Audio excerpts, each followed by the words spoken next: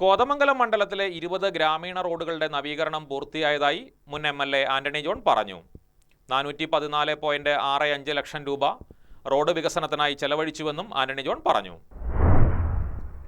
കഴിഞ്ഞ LDF സർക്കാരിന്റെ കാലയളവിൽ മുഖ്യമന്ത്രിയുടെ തദ്ദേശ റോഡ് പുനരുദ്ധാരണ പദ്ധതിയിൽ ഉൾപ്പെടുത്തി തുക അനുവദിച്ച് നിർമ്മാണം ആരംഭിച്ചിരുന്ന കോതമംഗലം മണ്ഡലത്തിലെ 20 ഗ്രാമീണ റോഡുകളുടെ നവീകരണ പ്രവർത്തനങ്ങളാണ് പൂർത്തിയായതായി മുൻ MLA ആന്റണി ജോൺ പറഞ്ഞത്. കോതമംഗലം മണ്ഡലത്തിലെ 8 ഗ്രാമപഞ്ചായത്തുകളിലായി 26 ഗ്രാമീണ റോഡുകളും കോതമംഗലം നഗരസഭയിലെ 4 റോഡുകളും ഉൾപ്പെടെ ആകെ 30 റോഡുകൾക്കായി 620.96 ലക്ഷം രൂപയാണ് അനുവദിച്ചിരുന്നത്.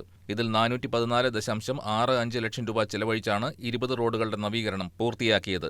ഇതേ പദ്ധതിയിൽ ഉൾപ്പെടുത്തി ഇനി 10 റോഡുകളുടെ നിർമ്മാണമാണ് പൂർത്തിയാക്കാനുള്ളത്. ഇതിനായി 206.31 ലക്ഷം രൂപയാണ് ചിലവ് കണക്കാക്കുന്നത്. പലയിടങ്ങളിലും ജലജീവൻ മിഷന്റെ കുടിവെള്ള പൈപ്പ് ലൈൻ സ്ഥാപിക്കുന്ന ജോലികൾ നടക്കുന്നതും ചില മേഖലകളിൽ ഗ്രാമീണ സ്വതന്ത്ര കുടിവെള്ള പദ്ധതികളുടെ നിർമ്മാണം പുരോഗമിക്കുന്നതും കരാറുകാർ പ്രവൃത്തി ഏറ്റെടുക്കുന്നതിൽ നേരിട്ട കാലതാമസവുമാണ് റോഡ് നിർമ്മാണം വൈകാനുള്ള കാരണമെന്ന് ആന്റണി ജോൺ പറഞ്ഞു.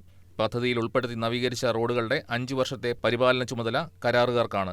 ഒന്നാം പിണറായി സർക്കാരിന്റെ അവസാന കാലയളവിൽ തദ്ദേശ റോഡ് പുനരുദ്ധാരണ പദ്ധതിയുടെ 1ാം ഘട്ടത്തിന്റെ ഭാഗമായി കോതമംഗലം മണ്ഡലത്തിലെ 60 ഗ്രാമീണ റോഡുകൾ 7.5 കോടി രൂപ ചെലവഴിച്ച് നവീകരിച്ചിരുന്നതായും മുൻ MLA ആന്റണി ജോൺ പറഞ്ഞു. News desk KCV news.